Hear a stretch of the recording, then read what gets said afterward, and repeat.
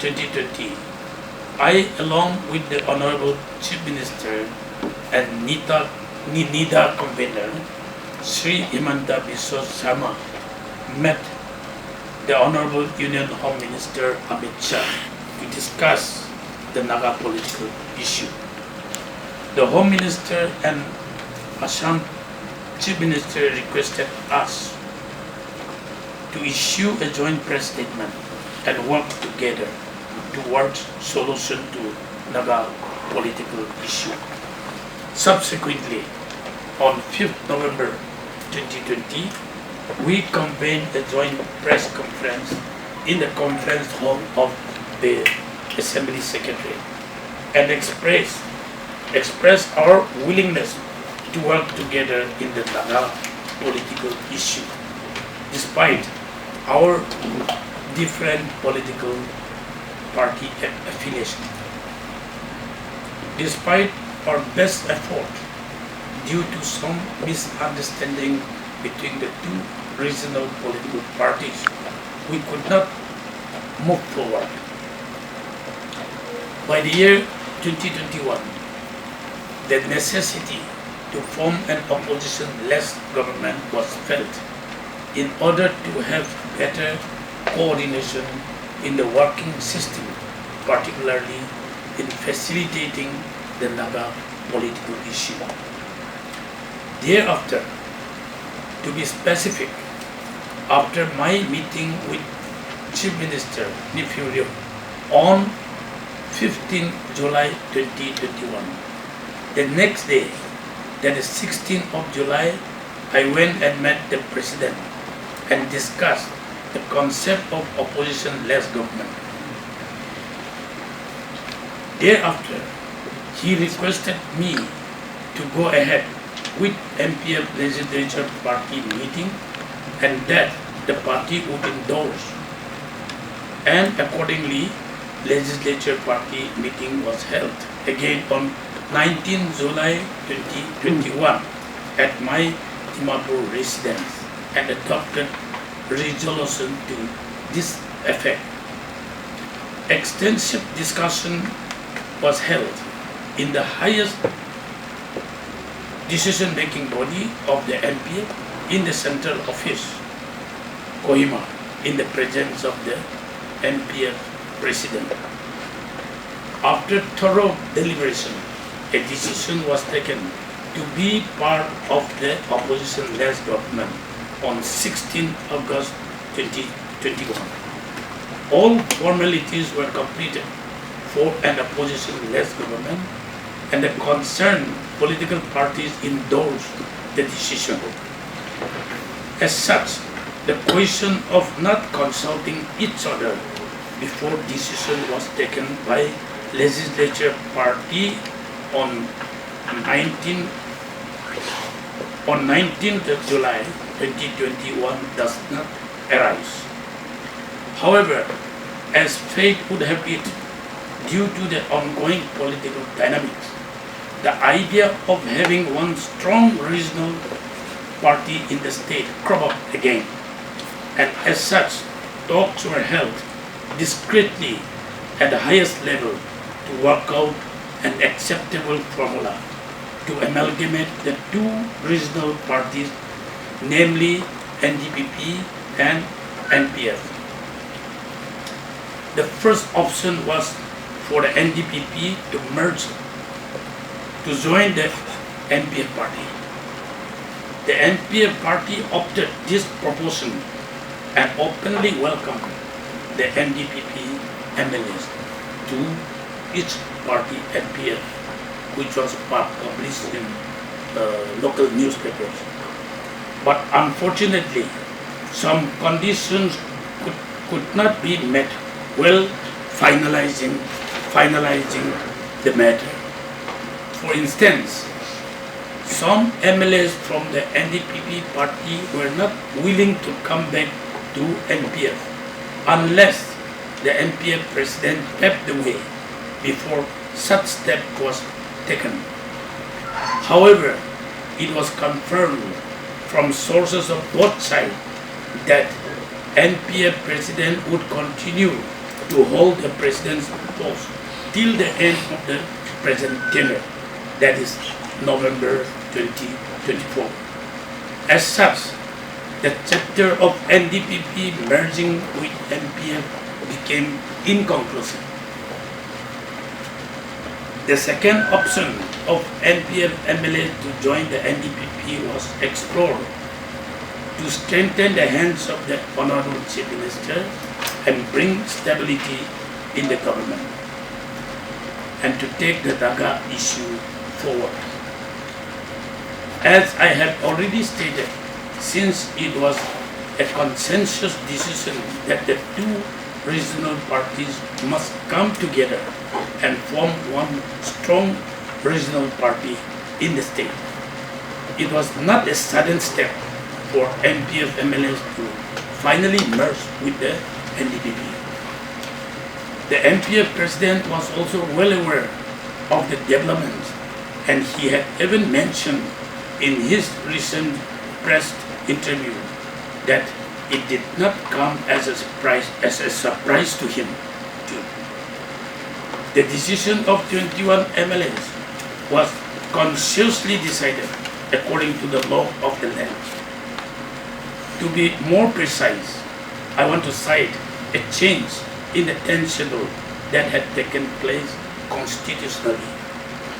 After amendment of clause 4.1 of the 10th schedule of the Indian Constitution in 2003, if 2/3 of elected members of a political party so decide to join another political party, they can do so with or without party functionaries.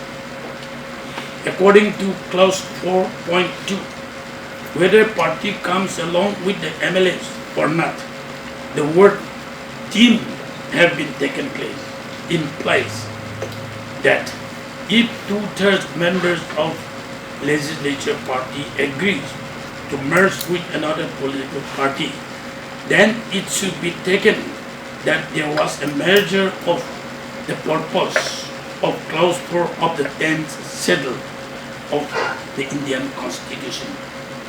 In our case, since 21 MPF MLAs comprising of more than 2/3 legislative members belonging to the MPF party have agreed to merge with the NDPP party according to clause 4.2 of the 10th schedule, it is aptly clear that the merger is constitutionally valid. We had witnessed in 2015 when 3 NCP MLAs merged with BJP party, and the Honorable Speaker has disqualified the 3 members based on the petition filed by the NCP party leaders. Their point of contention was that, as per clause 4.1 of the 10th schedule, the 3 members did not merge along with the party functionaries. The 3 MLAs appealed before the Guwahati High Court, Kohima bench, against the Speaker ruling, and subsequently the court delivered its judgment in favor of the 3 MLAs as per clause 2.1 of the amended 10th schedule. The NCP party leaders again challenged the court verdict in the Guwahati High Court, and the division bench upheld the decision of the single bench Kohima. Nowhere in the country merger taken place with 2/3 MLAs were disqualified so far. As such, party leaders or MLAs should update themselves with the law of the land before expressing their own views out of ignorance of the law, which may mislead the general public. Whether one like it or not, the merger of 21 NPF MLAs with NDPP is legally correct, and it should be treated as merger and not otherwise as expressed by some leaders. Here I want to clarify before the Naga people that whatever we have done is according to the law of the land. And there are some MLAs or party leaders who do not understand the amended law of this Indian constitution. So if you read between the lines, the 10th schedule, it is very clear that once 2/3 of the MLAs so decide to merge with another political party, nothing can stop them, because the democratic norm has to be followed. When this NCP 3 MLAs case was heard in the Kohima division bench, the BJP advocate from Haryana, Satyapal Reddy came, and in his argument, it is very clearly mentioned in the judgment that the concept of this 10 schedules before amendment was 1/3 can cause split and form another party and merge into another party. That was allowed. And two-third of MLAs, along with party functionaries, can merge with another party. That was the original setup of the 10 schedule. But after 2003 amendment, that as per clause 4.2, as I have mentioned, that along with political parties has been omitted, and the word deemed to have taken place, because the advocate of that BJP argued that a candidate is given ticket by the party, and a candidate is voted by the party, so elected member carry the mandate of the party. So there is no necessity that party functionaries should come again along with the elected party. That was the argument in the court, and the judge upheld that argument. So I want to make it very clear that the position that 21 MLAs has taken merging with NDPP party. If you have any specific question to ask, you can ask, or if you are satisfied, let us. Sir, the NPF party have asked you and the Mr. YM Yolo to vacate their seat, as the seat belongs to the NPF party, as that was the arrangement made during the UDA coalition. So they have said that the party that the two seats belongs to the party. So will you approve to that? Will you vacate your chair along with your minister? No. NPF party never demand to appoint Yellow as cabinet minister. But it was the decision of the chief minister that he should include one of the NPF MLAs in the ministry. That was the prerogative power of the chief minister. So he inducted Yellow. And that was not the decision of the NPF party, or that was not the decision of the MPF legislature party. In regard to this chairman UDA, NPF alone cannot decide. This depends on the decision of the 3 coalition partners, including 2 independents. Because this UDA chairman is not appointed post. 60 members has to elect this UDA chairman. So when we elect this UDA chairman, from NDPP, Mr. Kaito, I proposed my name to be the chairman of UDA, seconded by the independent MLA Tompang. So all the 60 members agreed, and they have raised their hand. So it is not the decision of the MPF political party. So today, if any changes to take place, or anyone to replace UDA chairman, then it will be decided by 60 members, not by NPF alone. I hope you're clear. So you're saying that you will not be vacating your seat, I mean like especially of the Minister YM Yolo, because that seat, as you have said that the CM, that one NPF MLA should be inducted. Yeah, unless Chief Minister asks YM Yolo to resign, he cannot do that. From outside, anybody can say anything, but that is not their power. It is appointing minister is the prerogative power of the Chief Minister.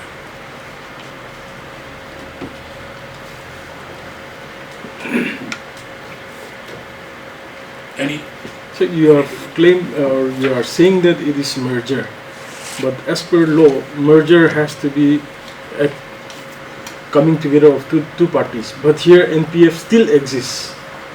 So NPF still exists, and NPF has its own MLAs in the house also, as it is. So what will be it? The law says 2/3 or more than 2/3 can merge into another political party.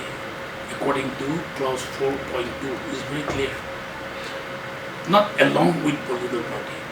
Before amendment, clause 4.1, 2/3 MLA along with political party functionaries. That was very clear before amendment. But after the amendment in 2003, along with political party is omitted. And the law says that party merger along with 2/3 MLA deemed to have taken place. I mean, the word deemed has put a stop on the clause 4.1. That's what I have already explained. The NPF party will be there. MLA, those who want to remain as NPF MLA, they can remain. The law says so. So they were also, the president also claimed that some of the MLAs were hijacked out of the 21. And also, what is the reason why the 4 MLAs were left behind? No, it's absolutely wrong. Our legislature party functioning system was quite different from party functioning system. Whenever we take important political decision, as leader of the legislature party, I used to question MLA one by one, pulling the opinion of each MLA. After pulling the opinion of each MLA, we come to a conclusion to take a decision. So this 21 MLAs, out of 21 MLAs, anyone hijack or forcefully taken away, question does not arise. Willfully they have agreed, and we have come together. And we have taken decision consciously. So the question of hijack question does not arise. The Chief Minister has time and again stated that the NDPP is willing to continue with the 40-26 sharing with the BJP in the next election. Having said that, the NPF, however, the 21 MLAs from NPF have merged with NDPP, and now the number of MLAs legislature in the NDPP is higher. So do you not think that that would be an issue in the next coming election? No. We are heading towards election in 2023. We are now in 13th house. So for 2023 election, with this new dispensation, decision can take place. The MPF 25, out of 25, 21 merged into NDPP. So 42, total number comes up to 42. Then BJP 12, 2 independent, 4 MPF. Now, if all the party, according to the present arrangement, MPF also decided to go along with this UDA government, that the most welcome by everybody because of Naga political issue. So, if they want to have a seat arrangement with the present dispensation, then the 4 seats will be reserved by NPF, 42 seats will be reserved by NDPP, 12 seats will be reserved by BJP. I'm talking about common sense application, because no MLA can be discriminated if his position is not in a hopeless position. So that arrangement will be taken place when we approach nearer to election. Before election, the new decision may be taken, but without the knowledge of 21 members, no decision can be taken. Decision of NDPP will be comprised of these 42 MLAs. So that question does not arise at this point of time. Before this new arrangement, anything might have been said. BJP also, they said sometimes 60 seats they'll contest, sometimes the previous arrangement will continue, but nothing has been decided so far across the table by three political parties. Sir, all the leaders are stating that all these developments are taking place in order to give the final push to the Naga issue so that there is an amicable solution at the earliest. However, we can see that the election tempo has already touched the state and a lot of developments are taking place. So can we expect a solution at all, before the 2023 general elections, because you along with the CM and other leaders have already met the Prime Minister and the Home Minister as well. So what can we expect?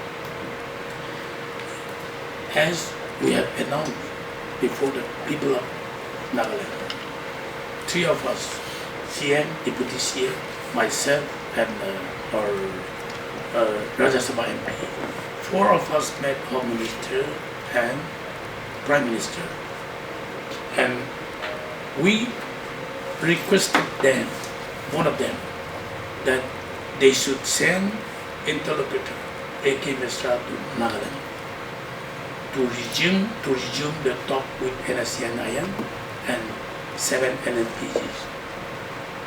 Accordingly, as committed by both of them, AK Misra came to Nagaland and he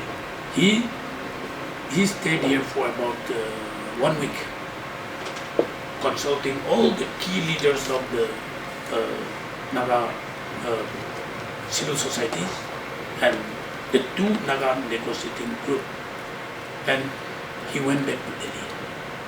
After his return to Delhi, we are yet to contact him again, but we'll surely meet him, and he might have discussed with NSCN-IM and 7 NNPG on the contentious issue of Naga flag. And after we meet AK Misra, we are surely going to question him the outcome of his discussion with NSCN-IM.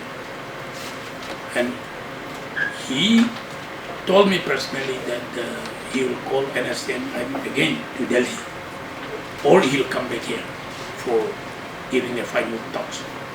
So we are hoping that something amicable settlement will come with a compromise formula, because we have clearly told them that the compromise formula has to come from Delhi, not from Nagaland.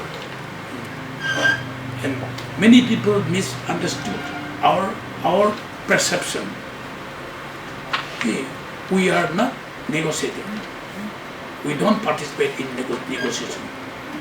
We are only facilitating both the parties, that is Government of India and Naga negotiating group, pushing them forward to come together and come to a conclusion. That is our request, and that is our mission, and we will continue to do that. But some people misunderstood our mission that we are negotiating with Government of India. That is totally wrong. Sir, Yes. yeah, there is a talk going on that Mr. T. Zeliang has compromised his political career by joining the Rios party, because as 2 lions cannot live in the same camp. What do you have to say? No. two lions or three lions have to live together for survival. Because when we both decided, MPs and NDPP, both consensually decided that the two regionals should come together. One has to merge with another party, or how to come together. So the formula is that one party has to merge with another party. But that will not invite any dispute between two of us. Because I have agreed that he should provide stable government. When two regional parties stand together, and when two regional strong parties are there, the third group will take advantage, like in the past. BJP people came to me, they asked for 15 seat sharing, and NDPP offered 20, so they went with NDPP, like that. So we should not give room for undue advantage to be taken by the third party. If two strong regional parties come together, it protects every one of us. That is the concept. And not to dispute the leadership. So you mean to say that you should not give advantage to BJP?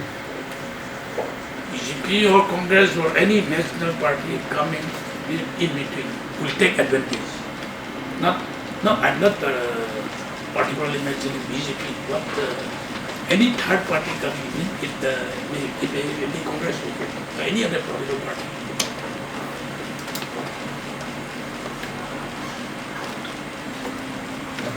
I think that's enough.